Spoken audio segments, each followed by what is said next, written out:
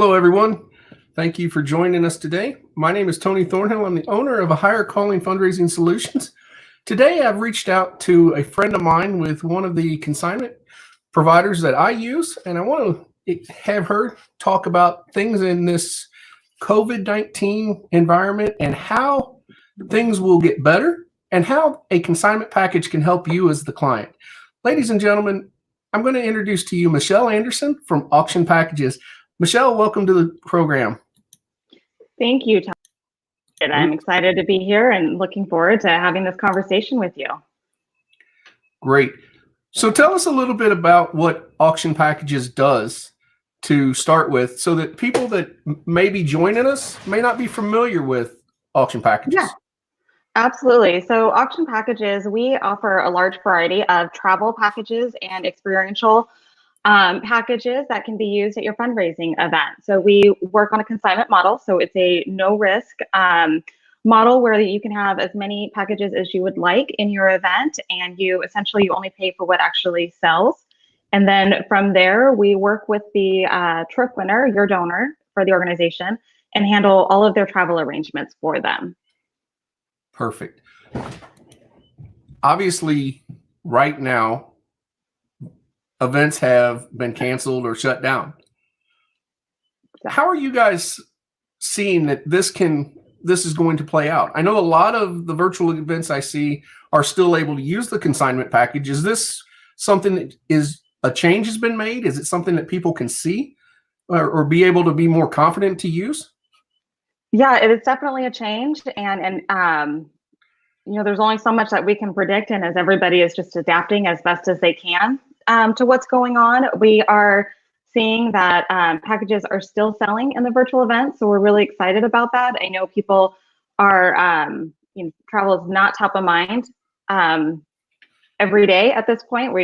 There's definitely some fear around that, but we are doing our best to accommodate and ease concern. All of our packages, we have extended our travel window by 6 months. So allowing people to have a longer, which that means most of our travel packages are going to be around 2.5 years.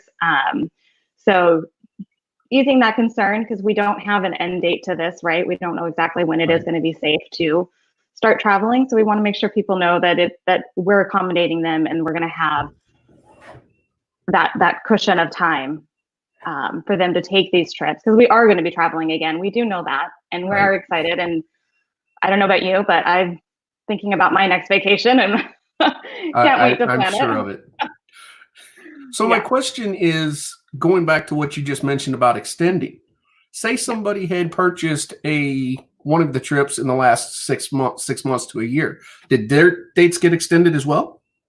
Yeah, absolutely. So if they have extended, so yes, short answer is we have extended the travel time for people that have bought in the last 6 months to a year. Basically, we're going to accommodate all of the trip winners. And most importantly, people that had planned trips right now that have obviously have to cancel with, we're accommodating them as well. So making sure that's our first priority right now, is getting in touch with people that have, as you can imagine, the last 4 or 5 weeks has been nonstop. Our concierge team is working so hard. They're an amazing team. So shout out to Anna for running that team and doing such a great job. They have been so kind and patient. And we've had most everybody has been super nice and patient. But of course, you can imagine there's anxiety and there's panic. And so we're trying to just do our best to meet people where they're at, having those conversations with them, holding some space for them, letting them know we're taking care of them. It's going to take some time to cancel all the plans. And then, of course, making sure that they know that we're here and we're going to reschedule them. We're not just canceling them and letting them, hang out there. Like we're definitely keeping in touch with them. Communication is definitely key right now. Let's switch for just a second. Yeah. On the front of virtual galas, packages are going to be prime in order to have something already done. It's not going to be easy to go out and get donations from the local vendors. Obviously, we know that. What do you see as a positive during this virtual gala that the consignment packages allow clients to, or nonprofits to actually use. What are some of those positives that you see?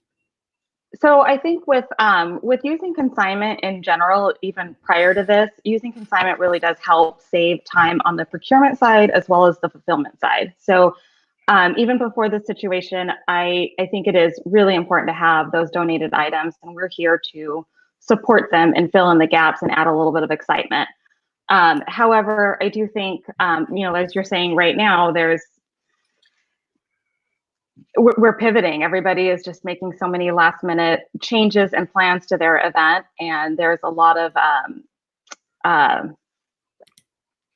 things that need their attention, and that they've got to really learn fast and implement fast. So I think being able to have a consignment partner is really helpful in this time, just to take that off your plate and not even worry about it, and have some packages already set, so you're not out there trying to get all these donated items that you may not have the time to procure. But again, like I said, donated items are amazing, and we also are, one of the things that we pride ourselves is the customization and flexibility. We can help people that maybe they do have some items donated, but they're not going to sell as well on their own. So for example, maybe they have tickets to a show, or some theater organizations that I work with can get access to Broadway packages. So instead of using our Broadway package, we do a mix to balance and support their already donated items. Does that make sense? It does. Yeah. That makes sense. Yeah. Great. Now, I know for a fact, because I went on and I use auction packages a lot. Mm-hmm. There's a lot of packages that you guys offer.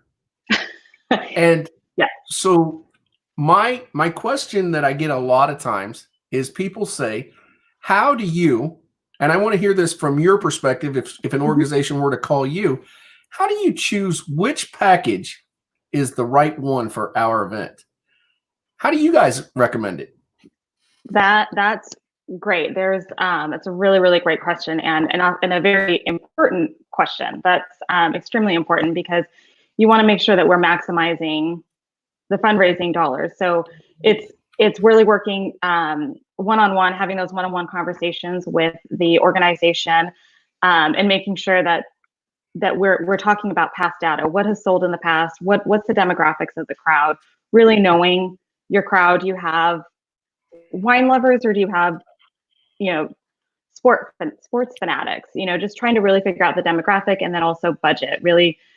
So yeah, we have close to 180 packages, which can be very overwhelming. It could be fun if you want to just stare at vacations all day and try to plan your own vacation, but it can be very overwhelming to know where to even start. So I dig into the details initially of budget, and then from there, obviously that narrows it down.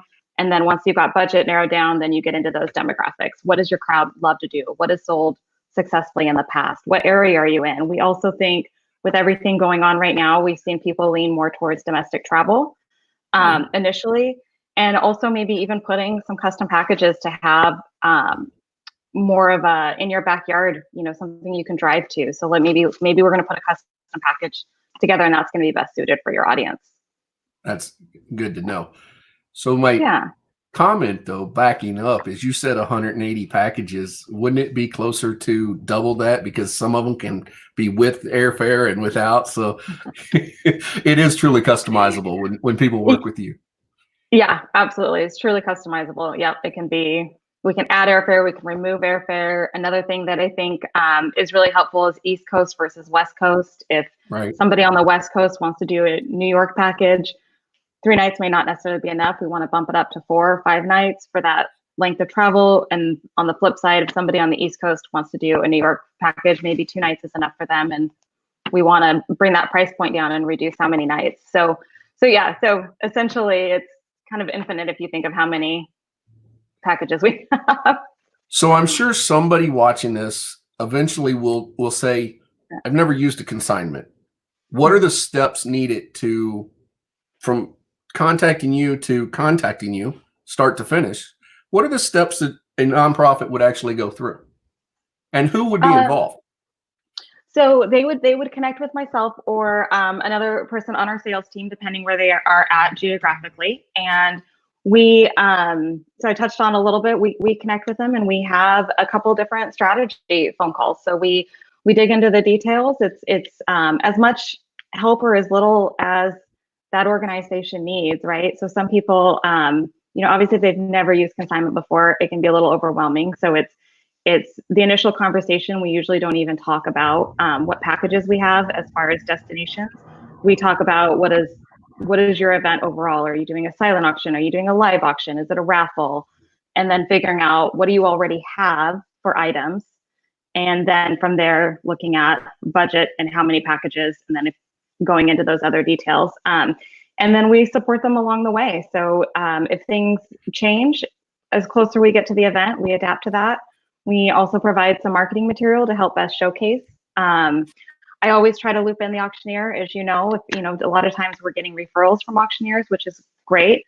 So we rely on the auctioneer's advice a lot of, what they did last year, and looping that conversation in there. And then after the event, we confirm what sold, or I should take a step back actually. Before going into that strategy, we definitely dig into the details, and have, I like to go over different strategies regarding selling multiples or minimum bids, starting bids, different things like that, so they understand what they're going into. Because essentially we say no risk, but essentially there's minimal risk if you're going in without really knowing those strategies, or having not having that conversation, as with the auctioneer before you get on Right. stage. There can be miscommunication, and the last thing I want to happen is a package to sell for something below the reserve or anything. So I feel like there's a little bit, definitely that education and strategy conversation. And then after the event, we confirm what sold and settle up that way. And then once from there, we connect with the trip winners. The trip winners they're the donors of the organization, right? So they're the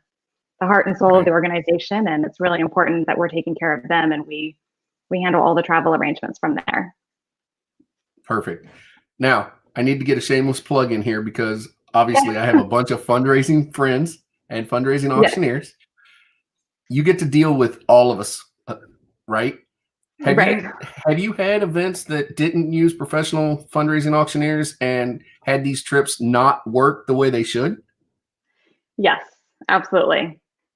Yeah. See. And it definitely makes a difference having a professional auctioneer on stage, being able to know the crowd, read the crowd, be able to, one of the things I try to emphasize is, we can talk about strategy, but I can only say so much. I am not an expert. I can talk in theory. I'm obviously not an auctioneer. There's no way I'm going to get on stage and be able to pull off any of. So there's definitely an art to what you all do, and being able to get on stage and being able to have a baseline, of what the organization wants, but being able to completely respond to the crowd and maximize what's going on. It's definitely an art. You all are very, very talented. Appreciate that. Like I said, it was a shameless plug, I know, but it's always good to hear from a vendor, as to, which I don't consider you guys a vendor. I need to correct that. When you work with organizations, it is like we do. We create a partnership so that we have the background. And I know for me personally that if I call and say, hey, I need this package for XYZ organization, it's there.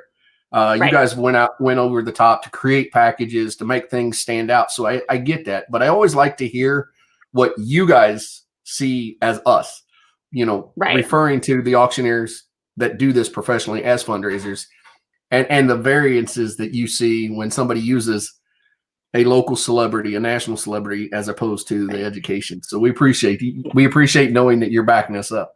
Now, we're going to end with one more thing here. Okay. What is your favorite package that you currently offer? Or I'll be nice and I'll let you have two. What two packages are your favorite, your personal favorite of all the 880 AP inventory trips? Oh my gosh, that's a great question and extremely hard to answer. I have a wish list a mile long, and can't wait to take more and more trips when we're able to. But I think we have an Iceland trip that is just fantastic. We also have a private villa in Croatia that is high on my list that I want to go to. Some of the packages, I think, so kind of answering two questions there. I know you didn't ask this, but I think, in my opinion, some of the packages that I think are going to be really helpful in the time period that we are going to be some of our choose your own packages. So like our USA Explorer has 5 different destinations to choose, and the trip winner doesn't have to choose until the time of booking. So it just it opens up a lot and appeals to a lot of people, and a little bit less risky, I guess, if you're not quite sure what your crowd is going to be drawn to. And we're also increasing our private residence portfolio. We have a lot of really great big destinations right now with our private residence, and we're increasing that. So Costa Rica is another one of my favorite packages because it is a private villa. It can accommodate a family or 2 couples. It's 2 bedrooms. There's experiences that go along with it. So I think that's probably my personal favorite. I love talking about that one, and I love seeing people use that because it intends to do really, really well. But again, I think there's perfect. There's so many. I knew I was putting you on the spot by telling you your personal one, but it's interesting to see because obviously you know the list. Now, when you say private residences, and I should have asked this earlier, not just on the private residence, but your other ones, you guys work to ensure that there's no blackout dates on the trips, right? Is that kind of what you guys are looking at, or how do you do the dates? We're upfront with that. Everything is in with each package. It's going to be different. For the most part, our packages are not available for the week of Christmas and the week of New Year's. Some are the week of Thanksgiving, and then there may be a few other blackout dates. But we work really hard to minimize the blackout dates. But everything with each package is completely upfront before even putting it in an event. Perfect. Well, Michele, I want to thank you for joining us today. I'm going to put a slide up real quick for people. While this is up, is there a question that you get asked a lot of times that maybe multiple organizations ask you that you want to address and say, hey, we can help you with this particular question? Is there anything like that? I think one of the biggest concerns when I talk to organizations that have never used consignment before is just, it sounds too good to be true. Like, really, I can put this in there? And I think one of the biggest concerns is like, well, what if it doesn't sell? Am I going to be, stuck with that? And one of the things I tell them to of course, it's no risk. It's consignment. If it doesn't sell, that. And I also encourage them that look at it as placeholders. It's increasing excitement, and it's getting people excited, and maybe they can't afford that vacation this year, but next year it's going to create excitement, and they may be more excited next year to look forward to it and going to your event with that in mind, with their vacation dollars in mind. So so the biggest thing is just know that if it doesn't sell, you're not stuck with anything. And then I think the next thing that comes into play is, well, what if it sells for less than that reserve cost? And then that's where I emphasize the importance of the strategy talking, involving the auctioneer, knowing the strategy that under normal circumstances, that should never happen with a fundraising auctioneer, because we're going to, I know there's plenty of friends of mine that if it has that reserve and it doesn't get there, we're going to find another way to sell it because it's not going to hurt the organization. We won't let that happen. So which again, another big, important reason, very, very important reason to have that professional benefit auctioneer on stage. Well, I'm going to put your contact information up here and let this there we go. And for those that are joining us late, reach out to Michele. She's amazing on turning her emails around, getting back to you. You've heard her passion is very obvious here.